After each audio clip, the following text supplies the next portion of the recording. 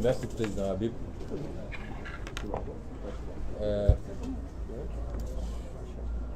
J'avais insisté auprès du président Déthié Fall et du président Habib Sy, non pas parce que je ne veux pas que cette problématique soit abordée, mais parce que je voulais qu'on essaie de centrer cette conférence de presse sur les thématiques extrêmement importantes qui ont été retenues et qui nous permettaient de ramener le débat public sur l'essentiel. Je crois que Cheikh Ahmed Tidiane Youm vient de le dire, l'une des plus grandes spécialités du régime en place, c'est l'allumage de contre-feu. Et malheureusement, avec une tendance à emporter une partie de l'opinion et de la presse dans des débats secondaires au détriment de l'essentiel. Et moi, ce que je considère comme l'essentiel, c'est ce qui impacte réellement sur la vie des Sénégalais et des Sénégalaises qui souffrent comme jamais.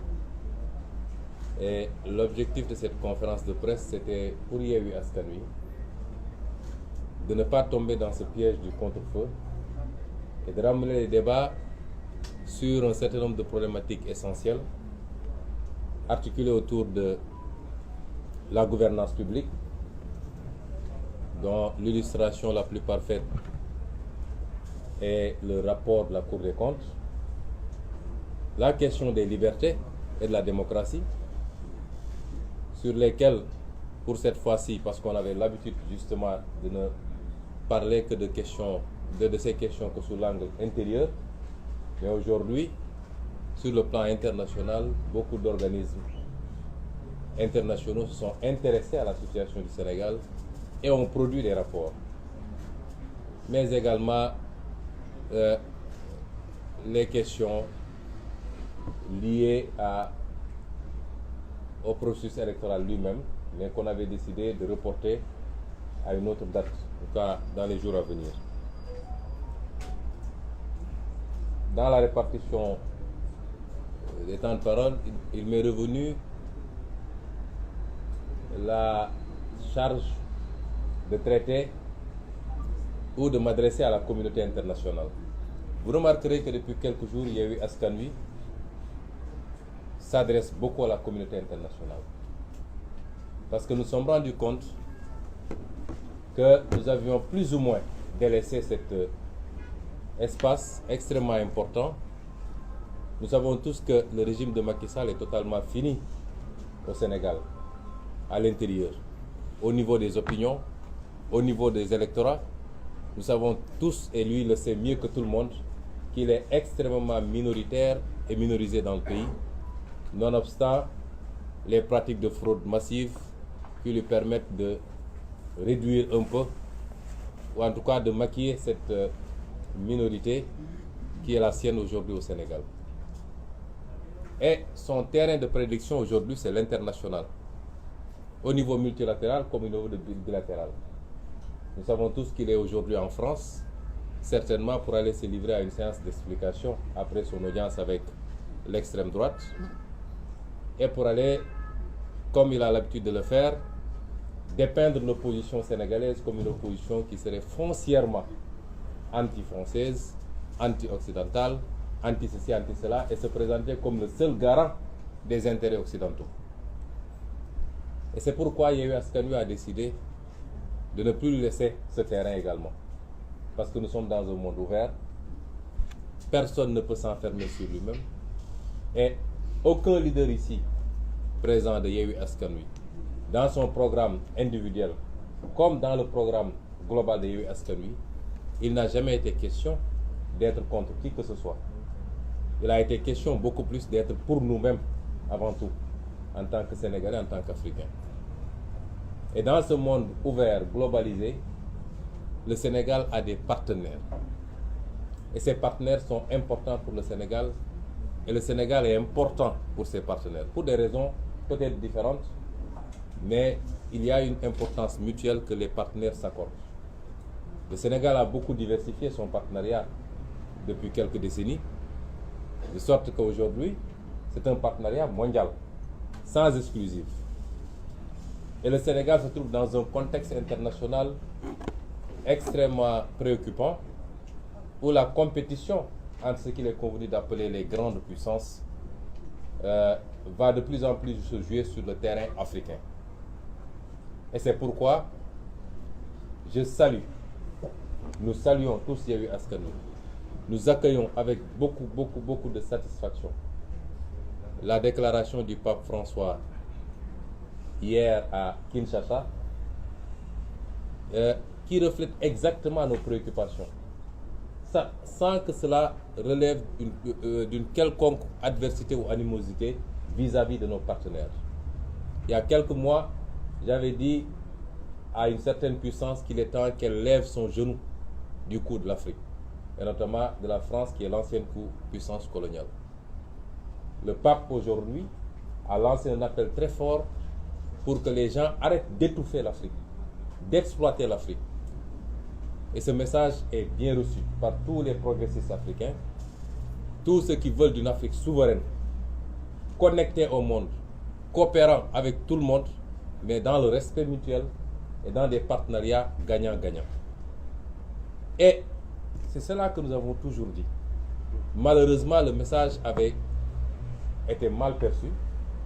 Il y a eu beaucoup de manipulation des opinions de partenaires bilatéraux comme multilatéraux.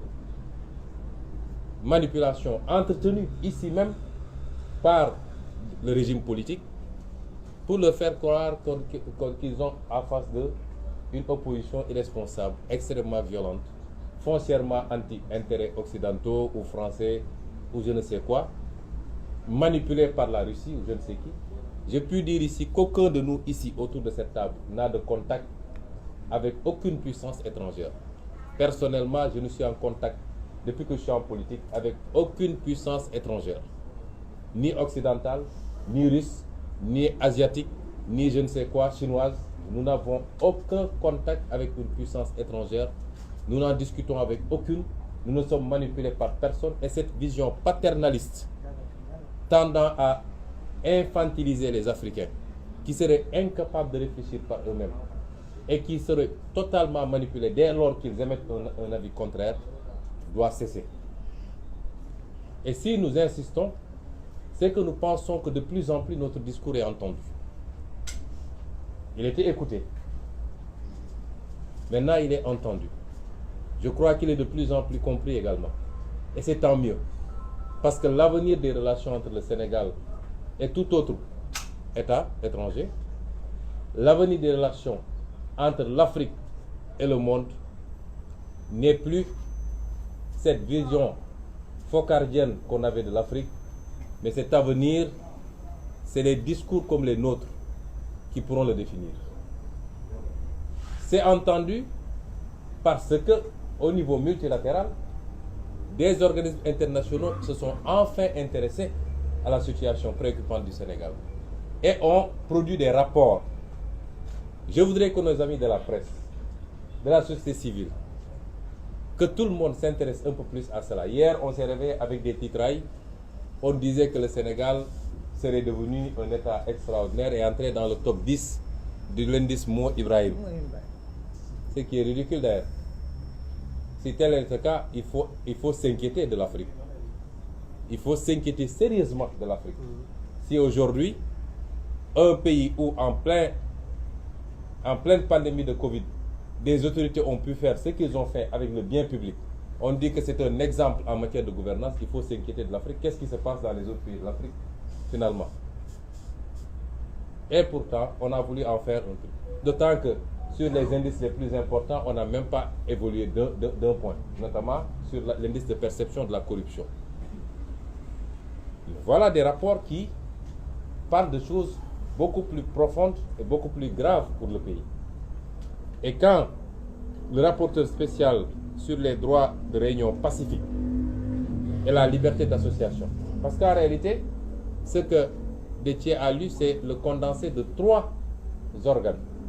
Il y a le rapporteur spécial sur les droits de réunion pacifique et la liberté d'association, le groupe de travail sur la détention arbitraire et le rapporteur spécial sur les exécutions extrajudiciaires, arbitraires et sommaire, quand ces trois-là s'intéressent au cas du Sénégal et adressent une note à l'État du Sénégal sur un seul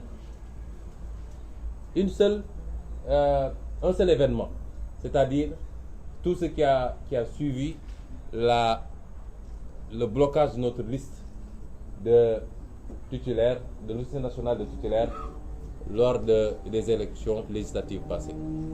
Les tentatives de manifestation, les arrestations arbitraires, les exécutions qu'il y a eu à Ziguinchor, à Bignona, ils n'ont même pas été beaucoup plus loin. Parce qu'en termes d'exécution sommaire, de morts suspectes, de disparitions, il y en a eu. Le cas de Mankabou est là, non encore élucidé. Un gaillard qu'on prend très sain de chez lui et qu'on sort, dont on sort plus tard une dépouille mortelle. Il y a le cas des deux officiers de l'armée, dont l'un est encore introuvable. Au Sénégal du XXIe siècle, ce qu'on n'a jamais connu dans notre pays. Nous avons les exécutions qu'il y a eu lors des événements de mars 2021. Et à côté de ces rapports-là, il y a le rapport du département d'État pour 2021. Ces rapports auraient dû faire l'objet de gros titres dans ce pays-là. Des rapports qui disent que des 14 morts des événements de 2021, au moins les 10 ont été exécutés par les forces de l'État. C'est extrêmement grave. Et on doit en parler. Et c'est une bonne chose que ces institutions internationales enfin s'intéressent à ce qui se passe au Sénégal. Et n'écoutent pas seulement le discours ambiant du régime. Et si l'opposition sénégalaise a un problème au niveau international, c'est que nous avons l'impression que depuis que Macky Sall est président, je ne sais pas c'est parce que peut-être il y a eu du pétrole et du gaz et qu'il l'utilise comme moyen de chantage sur un certain nombre de puissances. Mais les gens ont peur maintenant de s'adresser ou de parler avec l'opposition sénégalaise. Il n'y a pas à peu près une vingtaine de jours, un peu plus, Yewwi Askan Wi a adressé des correspondances à l'Union européenne et à l'ambassade des États-Unis pour dire que nous souhaiterons nous entretenir avec eux officiellement sur la situation du pays. Jusqu'à présent, on n'a pas encore de retour. Qu'est-ce qui a changé? Auparavant, les puissances étrangères établies au Sénégal rencontraient et discutaient librement avec toutes les parties prenantes. Mais on a l'impression que depuis quelque temps, j'ai l'impression que c'est peut-être parce qu'il y a un chantage sur le gaz particulièrement, sur le pétrole et je ne sais quoi. C'est comme si les gens avaient peur de rencontrer et de discuter l'opposition sénégalaise. Et c'est pourquoi nous considérons que ces rapports vont dans le bon sens, de même que le rapport de l'Union européenne sur le processus électoral, qui est un rapport à charge contre l'État sénégalais et ses pratiques frauduleuses. Les pratiques pour empêcher des candidats de pouvoir candidater, le parrainage, les pratiques liées à la rétention sur le fichier électoral, les pratiques liées à la rétention des cartes d'électeurs pour les primo-votants notamment, et beaucoup d'autres pratiques. Et c'est sur toutes ces questions-là que nous avions souhaité, nous, pouvoir rencontrer les différents organismes, aussi bien dans le cadre bilatéral que multilatéral, et échanger. Non pas parce que nous voulons leur implication directe, mais parce que c'est des partenaires qui participent par le financement et par beaucoup d'autres moyens à ce qui se passe au Sénégal. Et sur le plan bilatéral également, nous pensons que les choses vont dans le bon sens. Nous avons tous reçu des vidéos sur les débats qu'il y a eu la semaine dernière à l'Assemblée nationale française en commission relativement à ce projet de loi sur l'entraide judiciaire et sur l'extradition. Voilà le genre de débat que l'Afrique d'aujourd'hui veut entendre.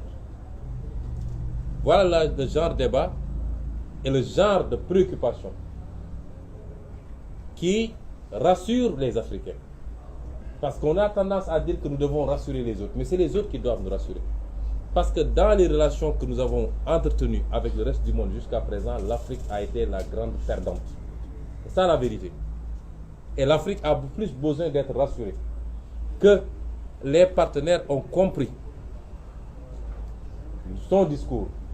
Cette nouvelle génération politique qui n'est pas une génération d'âge, mais une génération d'opinion, qui transcende toutes les générations d'âge, qui est très présente dans la diaspora, pour ne pas dire totalement majoritaire dans la diaspora, qui est très présente et majoritaire dans les élites africaines, dans cette formidable jeunesse africaine, étudiante, universitaire, comme ouvrière, comme dans tous les segments, mais qui est présente de plus en plus dans toutes les masses africaines et qui comprend ce qui se passe, qui est connecté au monde, qui suit. Il est temps que le reste du monde comprenne qu'il a désormais affaire à des peuples majeurs qui ont fait leur mieux et qui comprennent où se trouve leur intérêt. Et ce n'est pas en mettant des présidents de la République, en leur donnant des blancs-seings et en fermant les yeux sur leur exaction contre leur population, dès lors que ces présidents de la République satisfassent aux intérêts de ces puissances étrangères, qu'on pourra continuer à perpétuer une relation saine. Et le débat qu'il y a eu à l'Assemblée nationale française, d'abord par rapport au projet de loi lui-même, les préoccupations des parlementaires français, que ça ne soit pas un instrument politique pour persécuter de l'opposant, pour persécuter toute opinion divergente de la société civile, des journalistes, des artistes et de toutes les composantes, que ce soit sous le contrôle du juge et non pas simplement des autorités politiques, mais également la préoccupation de ces députés sur la situation de l'état de droit au Sénégal, la persécution des opposants, les emprisonnements arbitraires, la velléité d'un troisième mandat. Que ces débats-là puissent se tenir à ce niveau rassure les Africains, rassure les Sénégalais et nous prouve que nos partenaires sont en train de comprendre le discours que nous leur tenons. Il n'a jamais été question d'être contre X ou Y, mais il faut qu'ils comprennent qu'à chaque fois qu'ils fermeront les yeux sur les exactions, sur les manipulations constitutionnelles pour que des présidents de la République se perpétuent, à chaque fois qu'ils fermeront les yeux sur ces pratiques, ils alimenteront un sentiment anti-français ou un sentiment anti-occidental. Ce n'est pas par rapport aux Français, mais c'est par rapport à la politique de l'État français. Les Sénégalais n'ont pas de problème avec les Français. Les Sénégalais n'ont pas de problème avec les Américains ou les Allemands. Ils ont un problème avec des pratiques d'État, des politiques d'État. Sur le plan, on ne peut pas dire que nos partenaires sont responsables de tout ce qui se passe ici. Loin s'en faut. Ils ne sont pas responsables des détournements de deniers publics. Ils ne sont pas responsables de la malgouvernance. Ils ne sont pas responsables des mauvaises options en matière d'investissement. Ah non, ça c'est notre responsabilité. Mais sur le plan économique, ce que nous demandons, c'est que les relations soient gagnant-gagnant. Aujourd'hui, c'est gagnant-perdant. Et ce qui se passe avec le terre en est une illustration. Je rappelle qu'en 2017 déjà, en tant que député, j'avais adressé une question écrite au gouvernement du Sénégal. Et j'avais dit dans cette question écrite qu'en récapitulant tous les contrats, j'avais vu un écart de 224 milliards par rapport au montant qui était annoncé pour la construction du terre. Je ne parle pas des questions d'opportunité. Aujourd'hui, nous avons un outil qui est obligé d'être sous perfusion de l'État sénégalais. On dit que oui, c'est une option, on a décidé de subventionner pour que le prix soit abordable. Et pourtant, on lâche la subvention sur les produits pétroliers, qui est beaucoup plus vital pour les populations. Mais là-bas, on subventionne parce que ça doit bénéficier à des entreprises françaises. Et jusqu'à quand on sera dans ces relations léonines, au détriment de nos peuples, on pompe tout ce qu'on a, le peu qu'on a, pour des infrastructures dont le rendement est douteux, et on nous dit que voilà, c'est un bon partenariat pour le Sénégal, et nous l'acceptons. Pourtant, même en France, des voix s'élèvent pour dire que ça, ce n'est pas bon, il faut arrêter. Parce que celui qui était PCA du terre, qui est un franco-sénégalais, un français, qui depuis quelque temps a une nationalité, vous verrez que l'article du Figaro en a parlé, avait dit que ça, c'est pas bon pour le Sénégal. Il a été tout de suite remercié. Après, on dit le terre nous appartient, le terre nous appartient. Ce qu'on demande, c'est la réorientation, le réajustement, le rééquilibrage, parce que nos peuples ont droit au même bonheur, à la même prospérité, à la même qualité de vie que les autres peuples. On ne peut plus continuer à subir. Et ça, ce n'est pas être contre X ou Y. Et c'est rassurant de voir ce genre de discours. Nous encourageons les autorités françaises à examiner cette voie. L'avenir de la coopération entre l'Afrique et le reste du monde, ce n'est pas la coopération telle qu'elle était conçue en 1980, en 1975, en 2000 même. Non, non, non. Les Africains ont compris et veulent se réorienter. Et je rappelle que déjà, en 2018, quand je présentais mon ouvrage Solutions pour un Sénégal nouveau, après le chapitre sur le franc CFA, j'assume toujours mes positions sur le franc CFA, que nous avons besoin d'une monnaie souveraine, conçue par et pour les Africains, adaptée à nos préoccupations, à nos besoins, ajustable par rapport au contexte international, et non pas de cette monnaie telle qu'elle existe actuellement. C'est notre conception. Mais à la fin de ce chapitre, je rappelle ce que j'avais dit. Et c'était certainement prémonitoire. Je disais, certains adversaires auront vite fait de nous taxer d'antifrancisme primaire. Loin s'en faut. Désolé, je n'ai pas mes lunettes, mais vous comprendrez. Loin s'en faut. Nous sommes d'ailleurs ne serait-ce que pour le principe d'une exception culturelle face aux velléités unilatéralistes d'un seul pôle, pour le renforcement, le raffermissement et l'affirmation d'un bloc francophone fort et homogène dans sa diversité, mais fondé sur des rapports plutôt gagnant-gagnant que de domination dont nos pays n'ont que trop souffert. Nous souhaitons que la France entende et comprenne notre message, celui d'une nouvelle Afrique, portée par une nouvelle génération politique, citoyenne, artistique, intellectuelle, qui n'aspire qu'à plus d'égalité et d'équité dans nos rapports avec elle, pour le progrès et le développement auquel aspirent légitimement nos peuples. Si elle l'entend et le comprend, cela sera salutaire pour nos relations séculaires. Sinon, elle s'achemine vers une rupture brutale et inéluctable avec ses anciennes colonies qui s'orienteront définitivement et durablement vers d'autres partenaires privilégiés. Ça, c'était en 2018. Si la France avait entendu ce discours, ce qui s'est passé au Mali ne se serait pas passé.